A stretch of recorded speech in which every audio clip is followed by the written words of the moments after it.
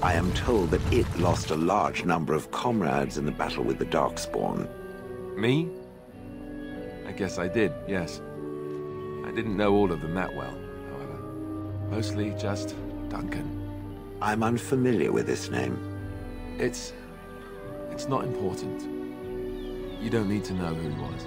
I cannot remember if I ever had anyone important to me. All I remember is being given orders. I would gladly be following Duncan's orders right now, if I could. It enjoys following others. I find that odd. You wouldn't understand. Don't worry, I don't expect you to.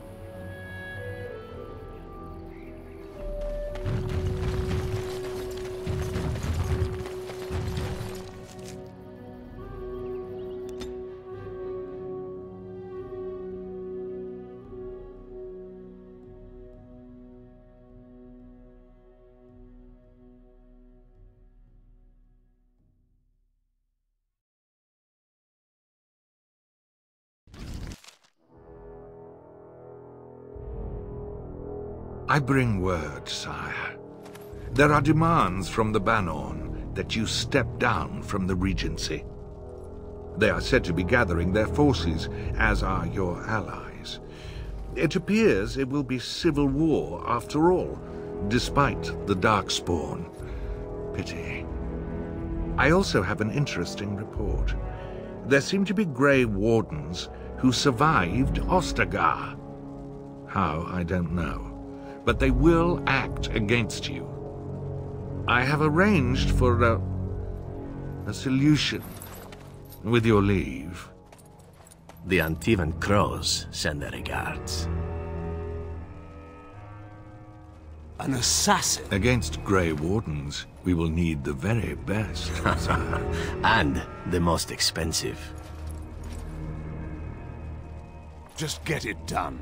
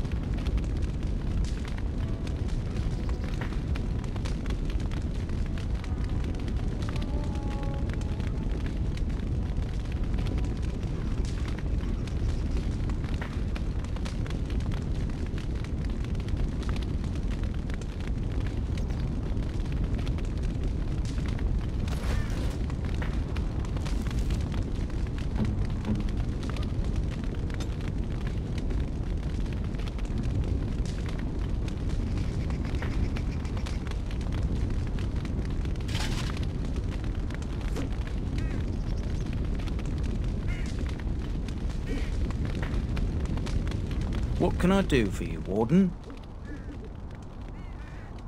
Certainly.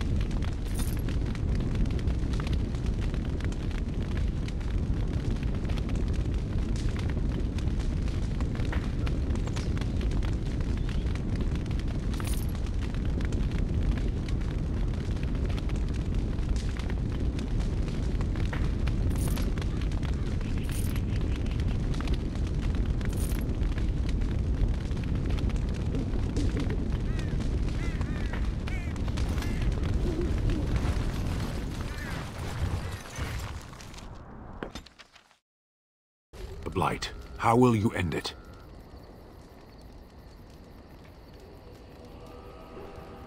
Is that all?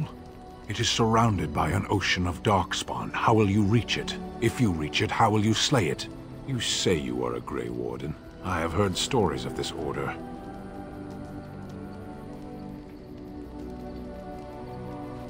Great strategists and peerless warriors. That is what we hear of the Wardens. So far, I am not impressed.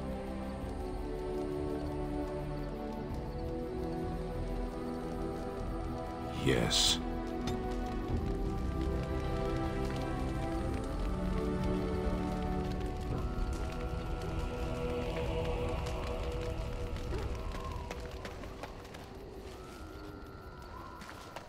You and your friends are formidable folk, indeed. It's good to have you along on the road. I'm sure you'll be pleased with the goods my boy and I have collected, and with your discount.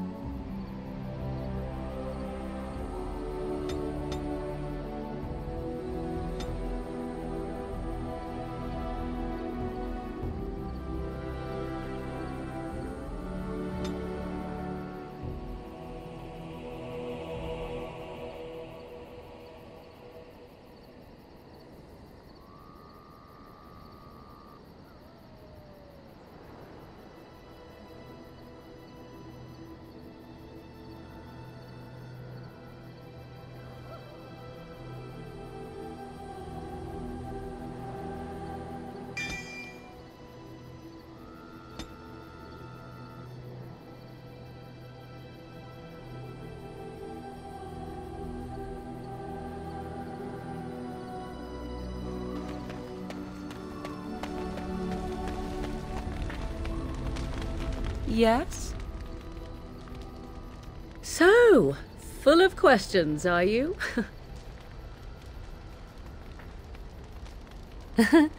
You are very cute to ask so many questions.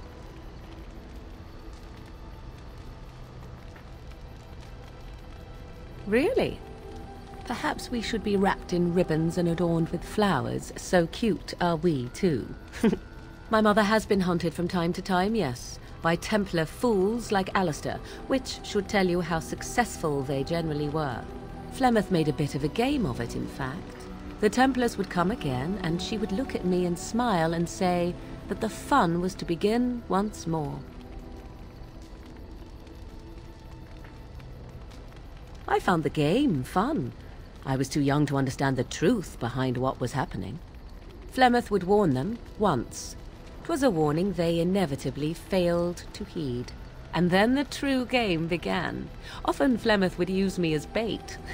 A little girl to scream and run and lure the Templars deeper into the wilds and to their doom. 'Twas a game, and I a young girl. If I didn't get to play, I would have been very upset. Thankfully, the wilds is a vast place. Once they found us, Flemeth would simply move us elsewhere, and we would be lost within the forest once again. I did not understand the danger we faced until I was much older. I had never heard of apostates or maleficarum.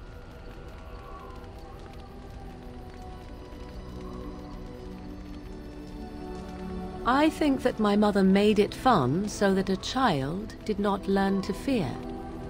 And I think that it was necessary. There are no trials for apostates, no prisons, no mercy. There are only absolutes, so only survival matters. If the wilds have taught me anything, 'tis this. First, you must survive. Do you disagree?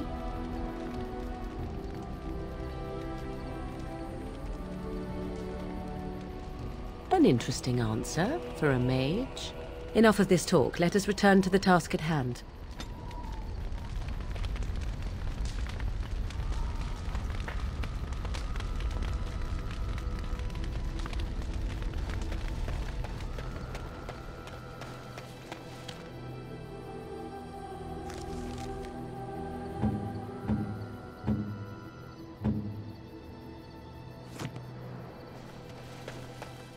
I see it found some augmentation crystals. I was not even aware it knew about them. Well done. So, what does it think? They don't make me look any wider, do they? I find I'm already too wide as it is. It must be the vertical pattern it put them in. Did it know to do that? It must have. I think it should find some more as soon as possible. I want to glitter from ear to ear, so to speak.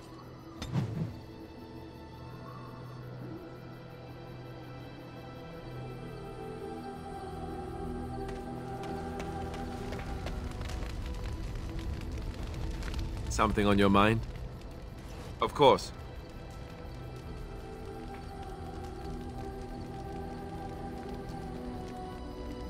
Have you seen the uniform? It's not only stylish, but well made. I'm a sucker for good tailoring.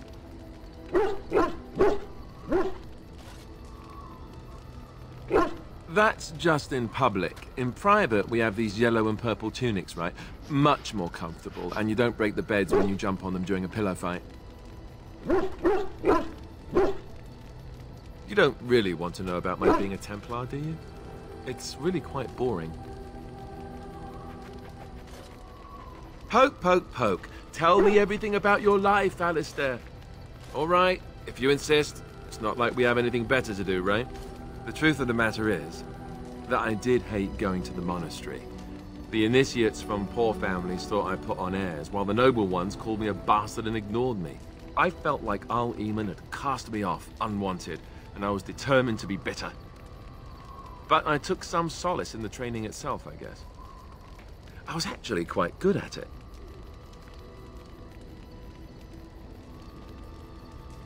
Using the abilities I have came after years of education and discipline that was difficult to achieve, if rewarding. Sword training and religious doctrine all came later. I never really felt at home anywhere, though. until I joined the Grey Wardens.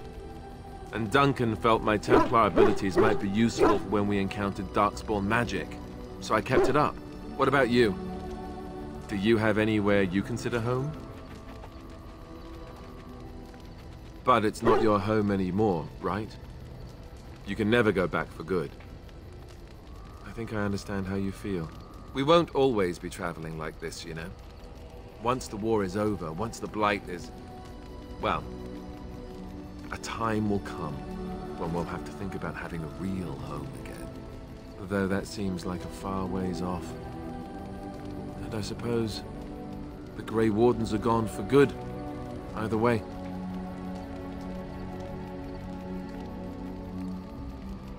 I suppose you're right. We can create new Grey Wardens, but we'll never get back those we lost.